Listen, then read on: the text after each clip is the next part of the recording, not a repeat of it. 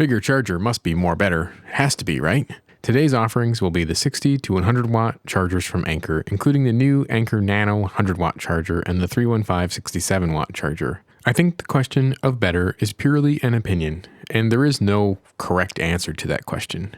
Are these better than smaller chargers? In some ways, yes, but they're also heavier and bulkier too. I'm comparing to some older chargers as well as a power station to see how these have progressed. The output modes will be checked in the efficiency, as well as how these chargers hold up thermally under full load. I'm not expecting much, but maybe I will be surprised by one or two of these. There is an affiliate link, which earns me a couple percent but costs you nothing in the description, as well as links for more information. Many thanks to my patrons and channel supporters. The detailed data is on Patreon. I'm going to go through these real fast again because there's 5 of them to get through. There's no real specific reason or rhyme to the order.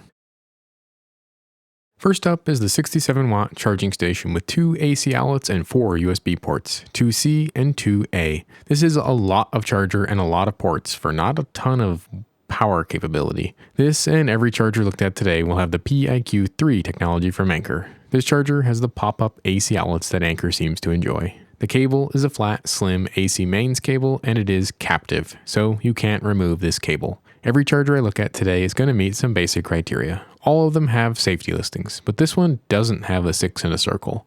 The safety listing is important because it makes sure this device went through some kind of validation testing to make sure the device will fail in a more safe manner. Doesn't mean it's better, it just reduces the risk of using it. The 6 in a circle is an energy efficiency mark, and it states that the charger meets some basic criteria for energy efficiency and idle power usage. In general, a power strip wouldn't meet the criteria, but we can check if the adapter itself meets the requirements. The charger has lots of modes of operation, including 12 volts and a full-featured PPS mode, if 11 volts is enough. With this many ports, the charging has surprisingly good power renegotiation. If you want a lot of watts on one port though, you can really only use one of the 2 USB-C ports at the same time. If you need to use a lot of ports, then probably best to plug in your low power devices into this, and then use one of the AC sockets for your big power adapter. I can see the appeal. In terms of its basic performance, there is really no surprises at all. The ripple voltage or fluctuation on the voltage going to your device was about average for USB chargers.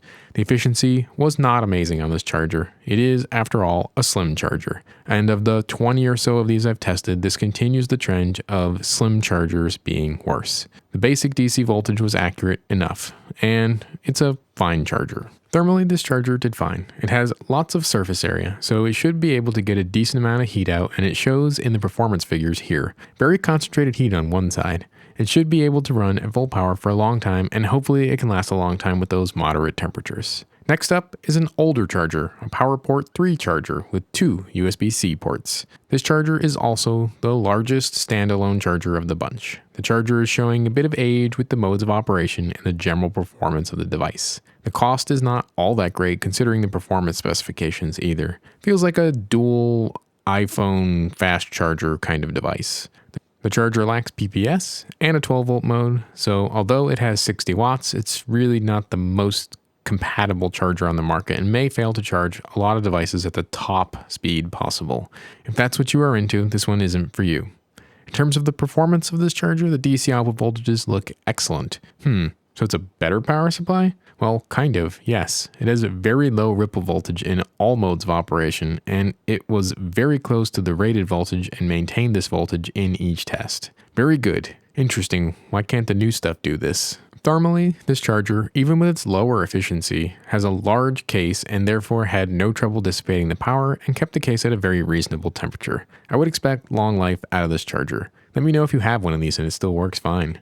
The next USB charger is the 65W 1-port charger, also called a PowerPort 3. This charger is smaller than its 2-port neighbor and it shares a lot of similarities. Unfortunately, that means it has less modes of operation. No 12 volt and no PPS, but it does have higher efficiency to make up for that.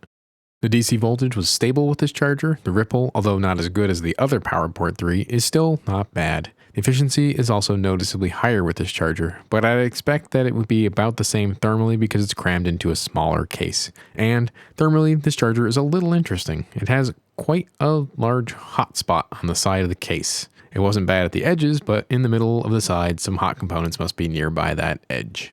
The Anker 315, which I forgot about when working on this part of the video, is a very compact and capable little charger. It has many modes of operation, including a very usable PPS mode and a 12-volt mode, so it checks more boxes than some of the other subcompact 65-watt chargers, plus 2 extra watts. The performance of this little adapter is okay. It lacks PFC as expected, but the voltages aren't the best, and thermally it gets hot, but it doesn't shut down.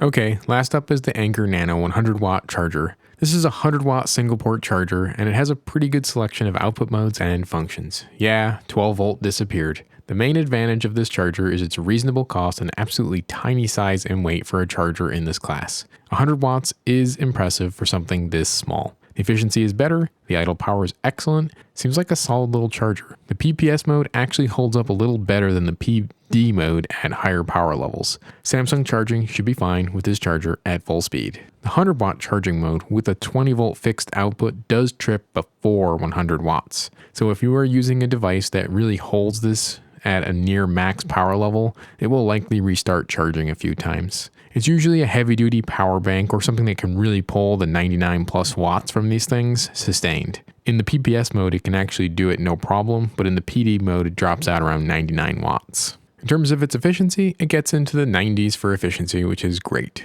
This is on par with any other charger I've tested, but it does have that one issue of holding 100 watts. The ripple and voltage levels were about typical for a USB charger. Not the best thing I've ever seen, but perfectly acceptable numbers. Thermally, this thing got warm, I would say, on the way to hot, but then it turns off. About 30 minutes, then it shuts down. If you give it a minute or two to cool down, then you can get another 30 minutes at full power. But it will trip a reset and drop to that lower power level until it cools back down. Not great here.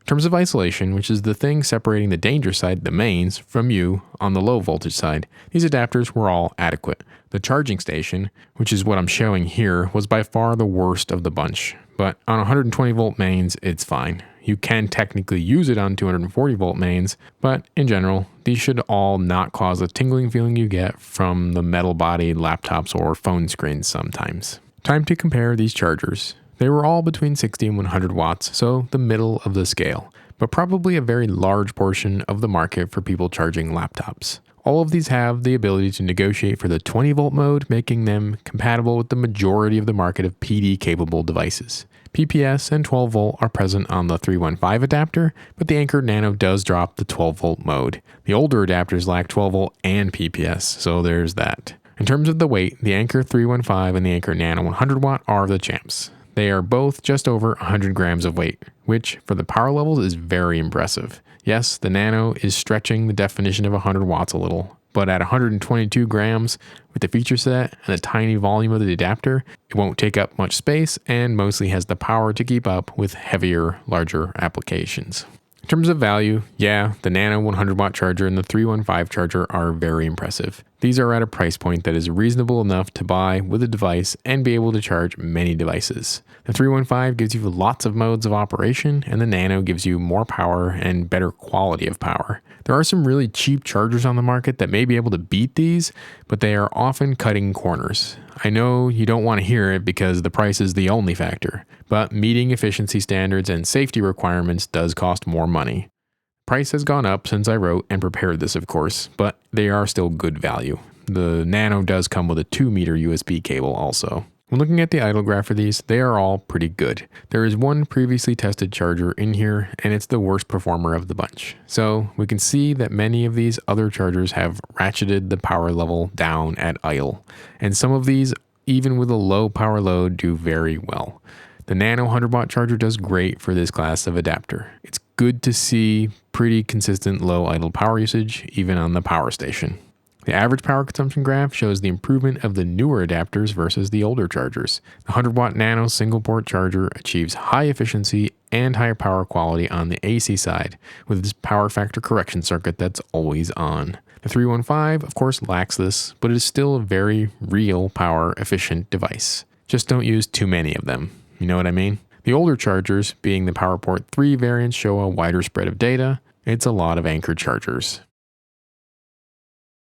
Conclusion time. Okay, so what's good about these? Well, they all work, mostly. The 315 single port has good value and can hold up the output reasonably well for a cheaper charger. The density and weight of the 100W Nano is impressive. It has issues though. The 315 has 12 volts as a PD fixed voltage mode, but there are many chargers on the market that can match these capabilities, so it doesn't particularly stand out, but it is fine. I say in looking at my top choices, since this charger has more modes of operation and achieves good efficiency, it is probably a contender to displace the Amazon Basic 65 watt adapter. So within my best of, the Anker A2343 is multi-port, but it's kind of the same as the Nano, but it's much more expensive. You can have two Nanos at the higher price than one A2343, and they're better for efficiency. The Amazon Basics is cheap and close to the 315 for a single port charger, so go for the 315, especially if you need the extra modes of operation. The larger side of things, I'm still looking for something to topple the Apple 140 watt charger, but haven't found anything yet. I still have a huge amount of chargers to look at in this category. For Anker being the biggest charging company out there, they have changed the chargers to smaller and smaller. It seems they are subject to more frequent resets and thermal issues, but at the price of a 100W Nano, I think you can't complain. It's cheap, tiny, powerful, and lightweight, but as always, not perfect. Thanks for watching. There's links in the description. Goodbye.